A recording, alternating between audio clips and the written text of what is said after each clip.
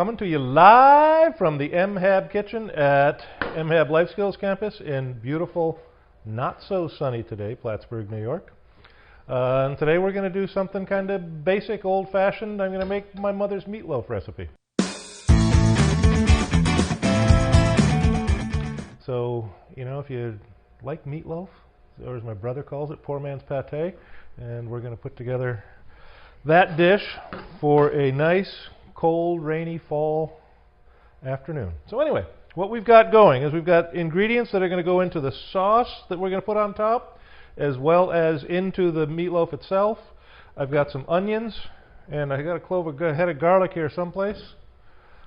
There we go, garlic. And I'm going to saute onions and garlic, and I'm going to mix that with the meatloaf, or with the ground beef to make the meatloaf, with eggs, and I've got some croutons, homemade croutons that are kind of excess.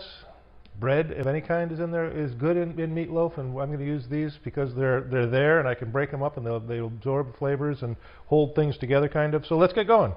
So I've started chopping onions. Let me get the skillet going.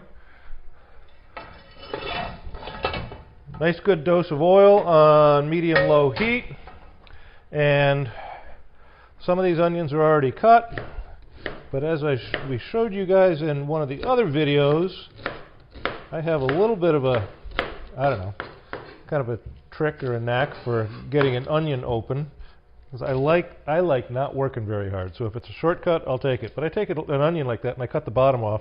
Don't go all the way through, but I peel that back, and you see how that makes a channel in the onion, and then do the same thing on the top, but on the opposite side. Peel that back, and now I've got sort of a channel in the skin, both sides, to cut through, and it leaves me edges that I can grab a hold of to get the skin fully off. So we'll peel that, and throw all this onion skin stuff in the compost. We got big news here at MHAB. We have been working on it, and everything takes longer than it takes, but we've been working for quite some time to get our greenhouse up and operational. Holy smokes, that's a strong onion. My eyes are already watering. And we got the gas to the greenhouse turned on today, so we've got heat in the greenhouse, and plastics on it, fans going, heat in the greenhouse. So the compost that we've been accumulating over the summer is going to get put to good use very, very soon. Very exciting for us here. So anyway, I'm cutting these onions up into kind of a nice mince. And I'm going to throw these onions. This is about 4 medium onions. And I've got about 7 pounds of ground beef here. I'm cooking kind of for a crowd, so I've got a fair amount of ground beef. So you can hear those onions sizzle as they hit the bottom of that warm skillet. So we're going to cook those a little bit until they get translucent, begin to brown a little bit, and caramelize, so they get a little sweeter. So we've got a full head of garlic here, and I'm going to break out 2 or 3 good-sized, well, maybe 4 because they're not so good-sized, cloves. Set that aside. Then I like to slice the bases of the cloves off and get all that papery stuff. Garlic is a little bit of a pain because it's kind of sticky, and that lightweight papery shells can stick to it. So I've got my 4 cloves, and I'm going to break each one, flatten each one under the blade of my chef's knife. And that does 2 things. It starts to get them minced up into the right size, and it loosens that papery outer skin from the clove of the garlic. I always like to get the garlic in the pan after the onion, because garlic is more prone to burning, and when it burns it can get kind of bitter. So I like to give the onions a head start and then add the garlic. Little tip about garlic: the finer you chop it, the more intense it becomes when it cooks. That has to do with the surface area, the amount of area that's available. Wow! Crazy eyes, man. Tearing up like mad. Woo! Strong onion and strong garlic. That's okay. It makes you know you're alive. So anyway, I'm going to cut this kind of a medium coarse because I don't want to over garlic things. So you can see that's nice kind of coarse consistency. And I'm going to let the onions go for a little while first. And then after 2 or 3 minutes, I'm going to add that garlic to the onions. Next thing I'm going to do is I'm going to make the sauce that I'm going to put on top of the meatloaf when it bakes. So it gets a little bit tomatoey, a little bit sweet, a little bit brown and crusty. And what I've done is I've taken about 3/4 of a cup of ketchup, and I'm adding most of a can of tomato paste. I'm going to mix that, and then I'm going to add sauces like this, like barbecue sauces, have 3 base, a tomato-based sort of traditional barbecue sauce, has 3 basic elements that compete and complement each other at the same time. It's got tomato, which is what we've got here. We've got ketchup and tomato paste. And then it's got sweet. I'm going to use brown sugar, but you can use molasses or white sugar or honey or maple syrup. I'm going to use brown sugar and acid. And for that, I'm going to use red wine vinegar.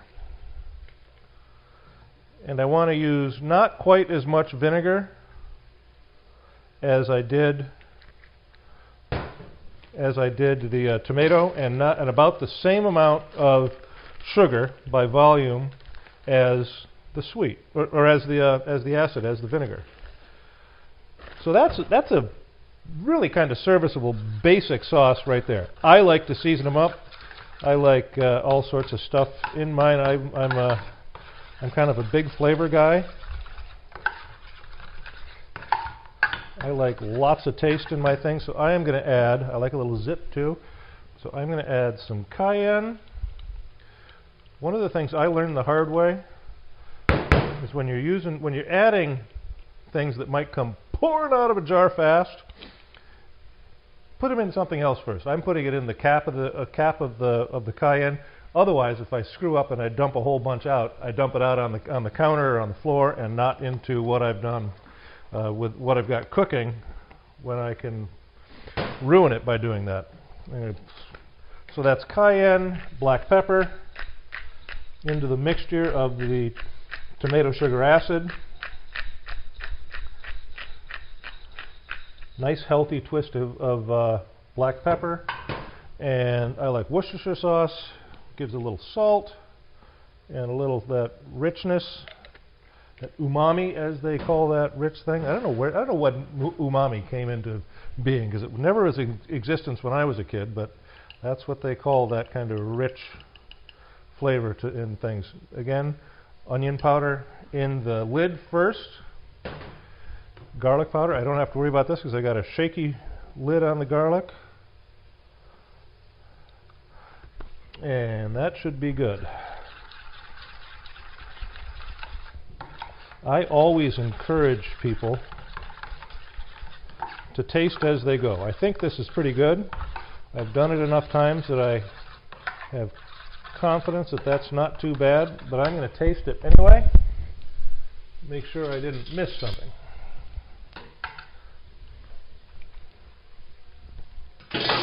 That'll do, pig. That'll do. Okay.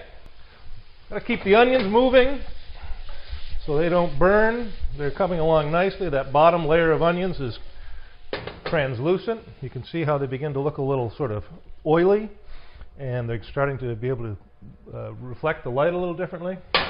So they're getting going. I'm going to add my garlic now because the onions had enough of a head start.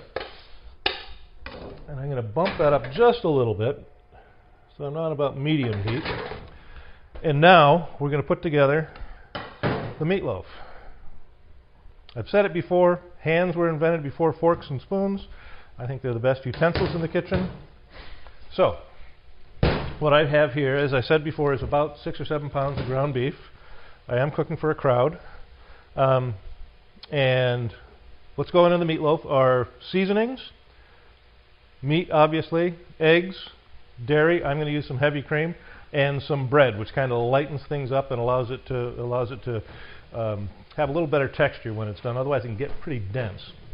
So, as I said, I've got 6 or 7 pounds of meat, so I'm going to use an egg or an egg and a half per pound. So I'm going to put in, well, I guess I'll put in 8 or 9 eggs. Next, I'll go ahead and put the bread. As I said, I'm going to use these extra croutons that we've got in the kitchen here. I'm going to break them up a little bit because I don't want pieces that big. You see, some of those croutons are pretty good sized. I don't want pieces that big in there because then you can kind of see the bread. Ultimately, the bread sort of becomes absorbed and you don't really see it in the finished product. This is a little bit like playing in the mud when you're a kid because you will get dirty. Well, not dirty. You'll get covered with food, which is okay. And then I'm going to add some cream. Probably about 1.5 cups to 2 cups of cream. If you haven't figured it out yet, I'm not big on measuring. And the reason for that is I don't really feel with cooking, as opposed to baking, which is a different beast altogether, that measurements need to be so precise. I mean, you think about the number of people who've been cooking this thing. There are more recipes for meatloaf than there are grandmothers. So, why should I have to say, it's got to be 2/3 of a cup of this? Well, no, because it's 2/3 of a cup on one side of the street and 3/4 on the other and 1/2 cup on the other. And you know what? They're all good. So I'm not very OCD about that. So I've got now in here eggs, cream, bread, and meat, and I'm going to use pretty much the same seasonings that went into that sauce. I'm going to put in probably about 1 tablespoon, keeping in mind that this is about 6 pounds of meat, of garlic powder, a couple of teaspoons of onion powder, a bunch of black pepper. I tell you, these are the best things going. These buy at the store with a ceramic grinder right in the top of the jars. It's very reasonably priced, very good quality. This is a mix of black and green and pink peppercorns, and it's just awesome. So I've got garlic, onion, pepper, and I like a little cayenne. As I told you, I like things a little spicy. I think about 1/2 teaspoon of cayenne in that.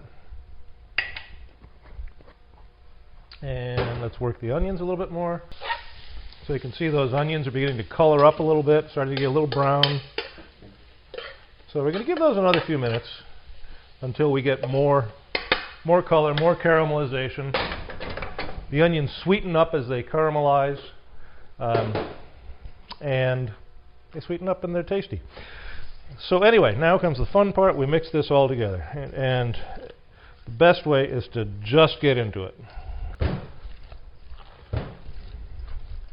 And I'll tell you something else about making meatloaf like this. It's cold on the hands. At 38-degree meat will get to your fingers. So I'm going to let that sit for a little while. Just enough time for the onions to cook the rest of the way. The reason I want that to sit before it gets put in the pan is I want any bits and chunks of the breadcrumbs that are in there to absorb some of the liquid around them, so that they again are kind of mushed all together in the middle of that mix, so there are no chunks of bread in the mix. See how our onions are doing? Yeah, 1 more minute. One of the things we're going to try to do here at MHAB is we're going to try to work things a little bit efficiently. We've got one of our local service clubs who uses the dining facility here on a regular basis, and this is actually what they're going to have for lunch tomorrow. So we're going to use this for the club lunch tomorrow in the dining hall, in the dining room, and we're hopefully going to have enough that we can make plated dinners to go, so that we have nice, healthy, easy to reheat, easy to cook, easy to eat meals for our residents to take home and get a good, nutritious meal for a reasonable price. So I think our onions are about done.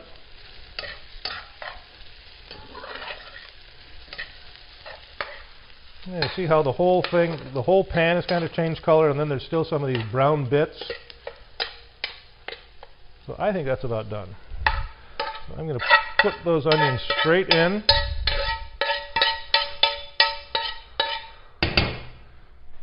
And then I'm going to mix those in a little bit with the spoon so that they cool off a touch around that meat, because I don't want to stick my hands in onions straight off the stove, because that's just not comfortable. So once that cools a little bit, being mixed in with the spoon, I'll jump back in with my hands and get that universally mixed together. Yeah, that's not so cold. That's pretty good. And there you have it, a meatloaf ready to go in the pan. So we'll bring a pan over, and I'm going to dump the meatloaf right in, and then I'm going to form it, and then we'll season it with the sauce that we made earlier, and into the oven. So I like it to be narrow, kind of narrow and high. So I'm just going to pat it into that shape, and I want it to be flat because I want it to cook evenly. I don't want it to be thin on the ends and fat in the middle. I want it to be pretty even all the way through, so that it cooks evenly. See, I'm using my fingertips to sort of tuck it in under the bottom a little bit. So here's meatloaf for 20 in a hurry. The other thing I'm going to do is, you'll see I'm not trying to smooth up the top. What happens is, if you smooth off the top, it all gets kind of one surface and cooks the same way. But if it's got nooks and crannies, and sound like a Thomas's English Muffin ad, nooks and crannies and peaks and valleys, it will have a way to kind of get little brown peaks, little burnt, singed bits, and so there we go. Meatloaf. We're ready for the oven. Telly. We're going to be able to eat this, I think. This will be okay. Look at the way when we made those dents and nooks and crannies on the top, how we got nice charred brown on top of that sauce. It's got the little sugar in it, caramelizes. I need a knife, and we need a taste.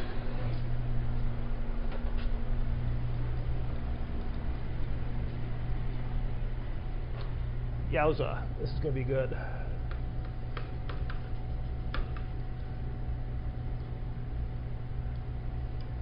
That is what my book, Meatloaf, is supposed to look like.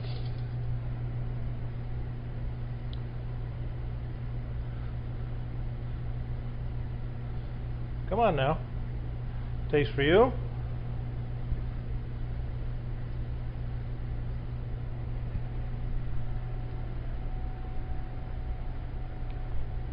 That'll do, pig.